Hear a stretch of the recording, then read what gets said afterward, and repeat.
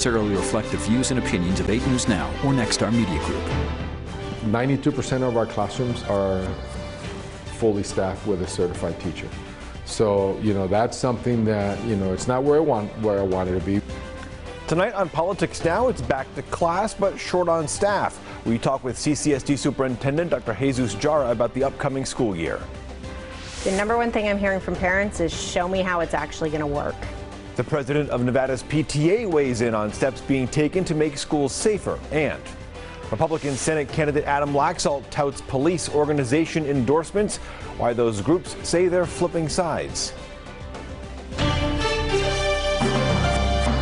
From 8 News Now, this is Politics Now. Thank you for joining us here on Politics Now. I'm John Langler. School is back in session on Monday. Even as Clark County School District gets back to business, there are issues it is still working through. Short staffs, low graduation rates, security. This week, our Christian Cáceres spoke with Superintendent Dr. Jesus Jara.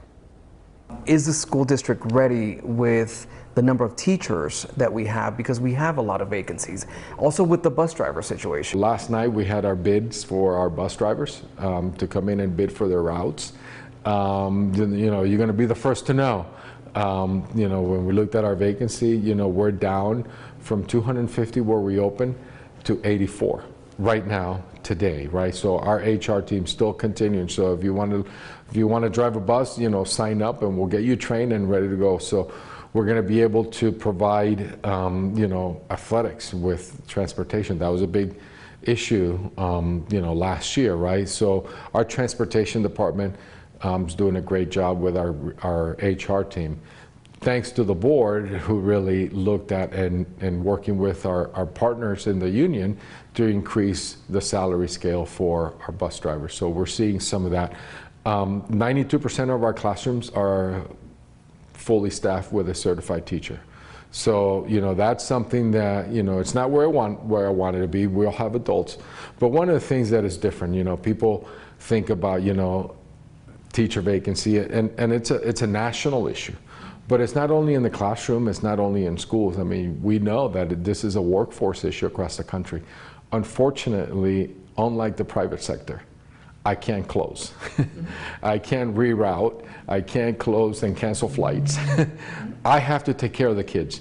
And that's what my principals and that's what my staff and the entire 42,000 employees in this community are going to do what we need to do for our staff. So we are deploying every educator in the central office onto our schools. We are deploying administrators who have licenses onto our schools. We want a certified educator license in the classroom with kids. That is our priority. What is the game plan moving forward for this new school year? Because there was a lot of concerns from parents saying, why only one school, a few schools, why not just across the board? Because this issue really does impact all the schools. As a father who sent kids to a public school, when you send your baby to a classroom to be with their teacher, you want them home safe and sound to learn. That's the number one priority, not only for the child, for the parents, but for us as well. So, we have a plan. We're executing on the plan. That we have, obviously all the details are because of safety measures. We are keeping those close to our vest, if you will. But, we're addressing the single point of entry. We are addressing, the fencing that we are seeing across in our schools. We're updating camera systems, right? To even though that's not it's more of a deterrent, but it really gives that frame where we can use to catch the bad guys, if you will.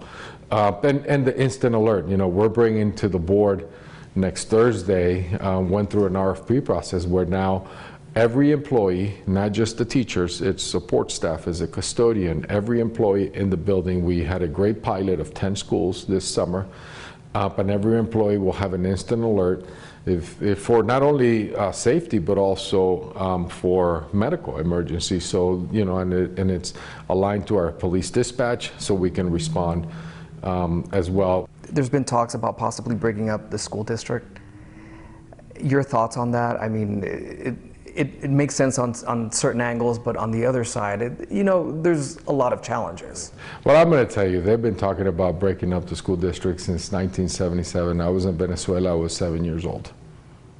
My thoughts, it's a good talking point. As a superintendent, when you really think about it, that's going to take years to implement. I got to worry about the students that I have in schools coming to school on Monday, and the educators just to provide the support, and that's kind of where I stand on this. You can see our full interview with Dr. Jara at 8newsnow.com. One thing that will be dealt with within the next legislative session, though, is school funding. In the last session, lawmakers changed the school funding plan and created a commission to decide how much money was needed. The commission said Nevada needs $200 million a year until our schools are getting an extra $1 billion. Governor Steve Sisolak and his re-election opponent, Sheriff Joe Lombardo, though, have promised no new taxes. So it's unclear where that money will come from up in Carson City. Well, how are parents dealing with the changes as the school year is about to start? I spoke with Nevada PTA President Rebecca Garcia about teacher shortages, school safety, and improving achievement. Expectations, concerns, just what are some of the thoughts from parents heading into this school year? Well, what I'm hearing from parents is excitement to have another year back in school in person. But at the same time, there are concerns because we're already seeing that there's long-term subs or no staff assigned to classes as kids are getting their schedule. There's questions about busing and how kids are going to get to school. And so again, it goes back to some of the same issues we've seen year after year, but they're only worse, unfortunately, in some cases, especially when it comes to like the staffing shortage, which is a big concern for families. If they don't know who's going to be teaching their child, that gets very unnerving. Another major issue with CCSD has to do with safety. Recently, they announced an investment in some changes at El Dorado High School, Clark High School, cameras on buses. There's some other things down the pipeline. Is the district doing enough to protect the children from a parent's standpoint? The number one thing I'm hearing from parents is show me how it's actually going to work. Because a lot of things sound good on paper, but then when it comes to putting it into practice here in the Clark County School District, we see that it's inconsistent from school to school. Maybe one school has it, one school doesn't. One thing's being enforced here, it's not being enforced there. And that's really what parents are saying. Well, it sounds good, but really what is it going to look like for my kid in their classroom? The district is investing money in this. What solutions do you believe need to be done district-wide? Well, the number one thing that really keeps kids safe is making sure that there's enough adults on campus. And that's one of the challenges that we're not being able to see addressed right now. And it doesn't always have to be teachers. Support staff positions, whether it's volunteers, which are still a challenge to get into campuses in many cases in CCSD. The more caring adults that we have available on campuses, the better kids are supervised. They have adults to go to when they're experiencing problems and can get help. And so, yes, these hardening of campuses, whether it's fences or cameras, security measures, those can be good, as well as additional policing can be a positive thing.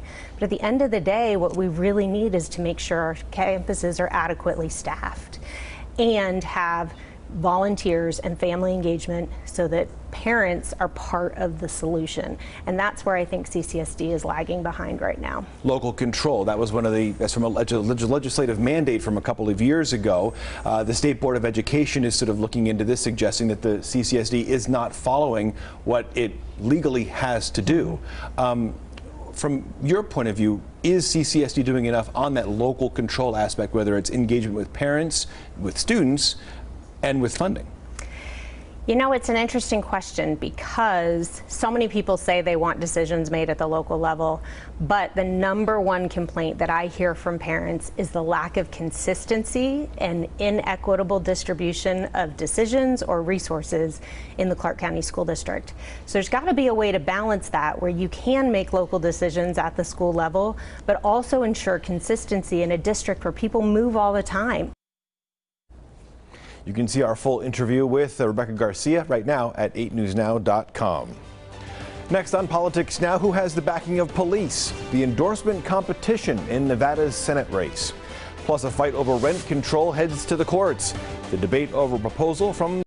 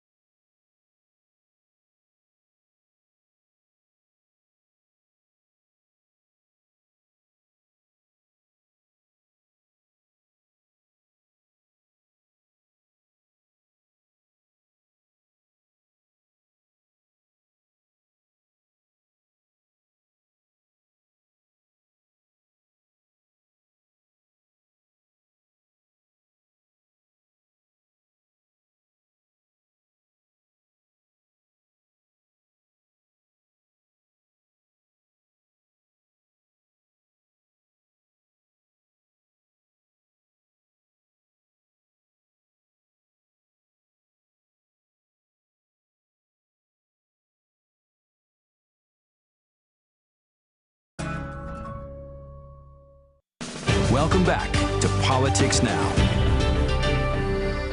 In North Las Vegas, a ballot initiative to control rising rent is now headed to the courts. The proposal came from the Culinary Union. City officials say, though, it didn't collect enough signatures for that initiative to go on the ballot in November. Union leaders dispute that. Dozens came to Wednesday's city council meeting to support the proposal. The Culinary Union says rent control would really help working families. North Las Vegas's attorney says, quite simply, they didn't get enough signatures. We urge you not to support these corporate landlords who benefit from these exorbitant rents. That is the long and the short of it. They simply did not meet the required threshold. So on that idea of the threshold, the main debate is over which election should be used as a threshold, a guide for the signature collection. City and union leaders have a different answer. A court will make the final determination. As Nevada's Senate race heats up, both candidates are touting endorsements from separate police unions. This week, Republican Adam Laxalt announced several groups that are backing his campaign now. That includes the Metro Police Officers Union, the PPA, the National Association of Police Organizations as well. Both groups endorsed Senator Catherine Cortez Masto back in 2016. Now they say she hasn't come through. This week, Laxalt gave a brief speech saying she, the senator, did not stand up for officers during the George Floyd protests of 2020.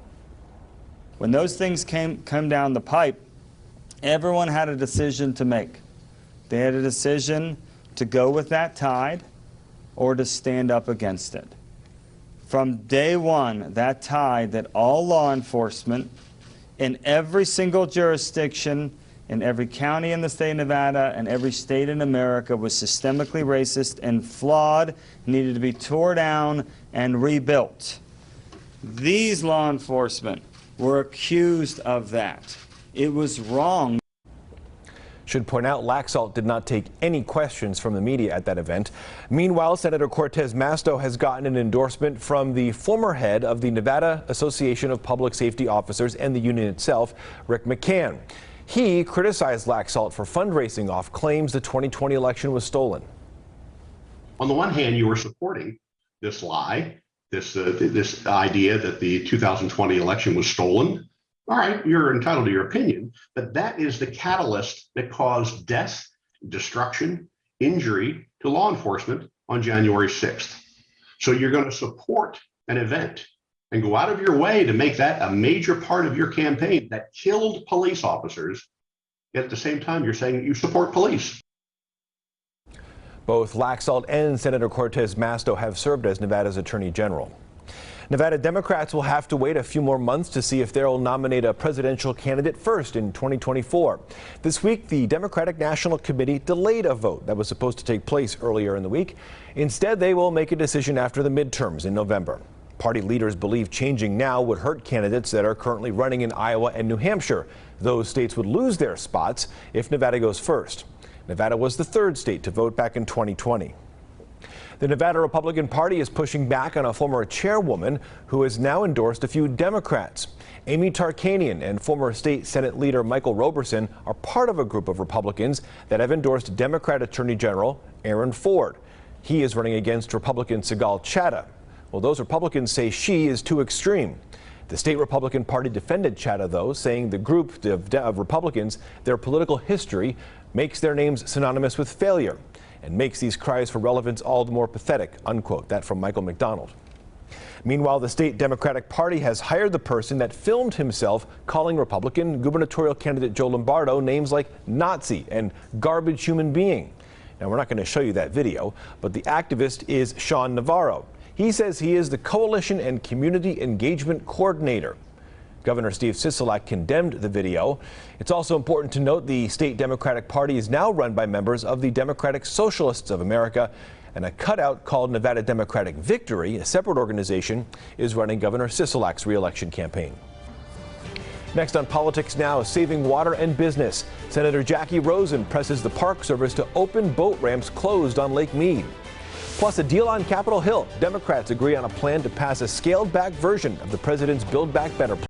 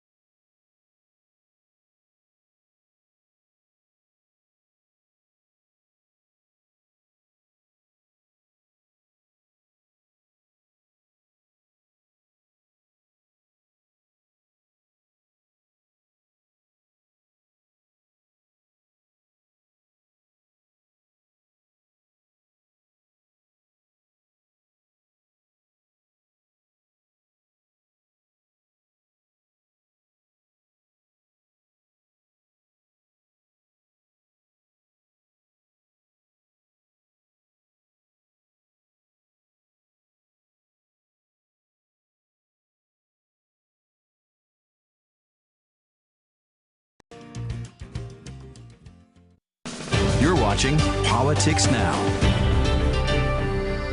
Lake Mead is at record low levels and shrinking. Now Nevada Senator Jackie Rosen wants to help businesses hurt by those boat ramp closures. 5 of 6 boat ramps have been shut down at Lake Mead because of low water levels. And that means longer wait times to launch boats into the one ramp now at the lake. It's a real strain on businesses that depend on tourism. The lake is going down and down and down. We have a lot of work to do on that, but it's impacting local tourism and it's impacting those small businesses, all that ecosystem, people driving on their way to the lake, whether they stop for ice, gas, groceries, whatever they are, and people doing business on and around the lake. So we need to press the director to find solutions. Senator Rosen wants the National Park Service to share plans on reopening the boat ramps. And if not, she wants clearer reasons on why they're still closed. States will have to come up with ways to keep the Colorado River from shrinking more. A group of conservation nonprofits say part of the problem on the lake and on the river is antique plumbing at the Glen Canyon Dam near Lake Powell. Christian Cazadis reports. The system needs flexibility, and it needs flexibility now. Environmental advocates sounding the alarm on the water supply crisis from the Colorado River, which impacts Lake Mead and southern Nevada residents. The Bureau of Reclamation unveiled the call to Congress for the 7 basin states to come up with a plan within just 60 days to cut between 2 and 4 million acre feet of water from the Colorado River Basin. Zachary Frankel is the executive director for the Utah Rivers Council. He says the water problem stems from old plumbing at the Glen Canyon Dam near Lake Powell. Even though someone in Las Vegas might not know anything or care much about what's happening at Glen Canyon Dams, the problem is that the antique plumbing inside Glen Canyon Dam has the potential to prevent Las Vegas and Nevada from getting its full water supply out of the Colorado River. Now, a coalition of several agencies is recommending 2 possible solutions, either widening or drill additional tubes to increase the water flow or construct new bypass tunnels to rise the river level. Once the water level starts dropping another 45 feet, we're going to have major water supply delivery problems to 30 million people. It's unclear how much the repair cost would be, but Frankel and the coalition want Congress to fund a study soon before it's too late. This really should have happened 5 years ago. Christian Casares, live, local now.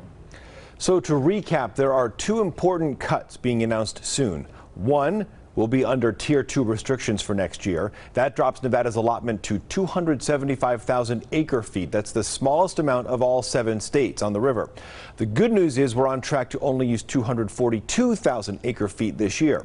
However, once the cuts on top of those ones are announced for that extra 2 to 4 million acre feet, our share could be lower than 242,000. After months of negotiations, it appears Democrats are closer to making President Biden's legislative priorities a reality. A vote is expected in the Senate on a scaled-back version of his Build Back Better plan. Here's Washington correspondent Alexander Limon on what's now called the Inflation Reduction Act. Democrats say they're on the brink of passing groundbreaking legislation that will make historic investments in green energy. But first, they'll have to lock in the support of Democratic Senator Kyrsten Sinema. We're going to invest $369 billion to address the climate crisis.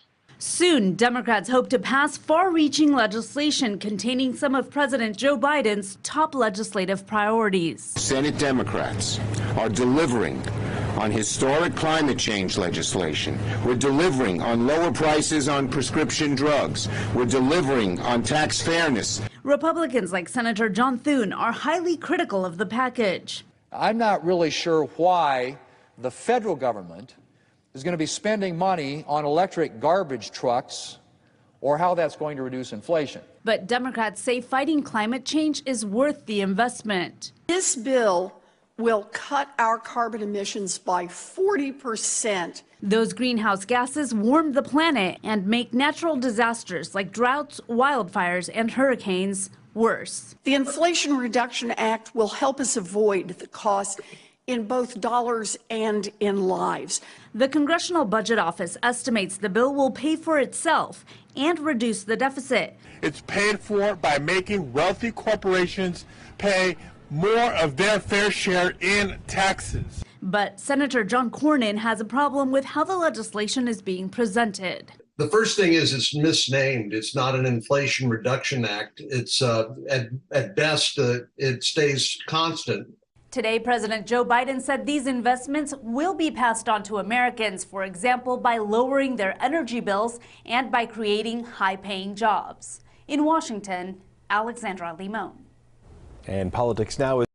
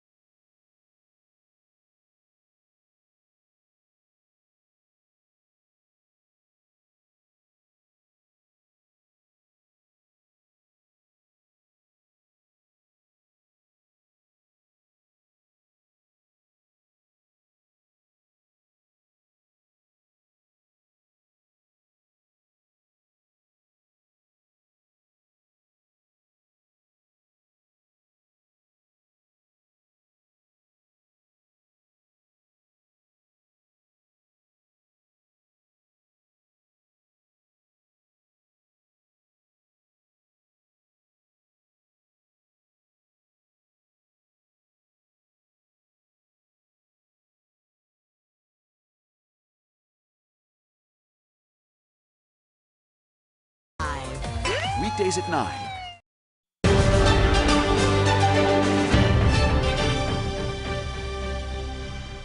In What to Watch, how much water will Nevada lose? We're waiting to see how much of our allotment from Lake Mead will be lost when as much as 4 million acre-feet of cuts are made on the Colorado River. That could lead to extra conservation measures being taken by the Southern Nevada Water Authority. We're also waiting to see if that causes any extra restrictions here in Las Vegas. Plus, we'll track the first day of school. Clark County School District starts on Monday. We want to see how safety measures put in place are working. We'll have live coverage on Monday on 8 News Now and, of course, follow up all throughout the long school year at Clark County School District and all the schools in Southern Nevada. That'll do it for us here on Politics Now. Don't forget, for all the latest political news, head to 8newsnow.com. And we're back with you next Saturday as well, right here on Politics Now. Thank you very much for watching. Take care.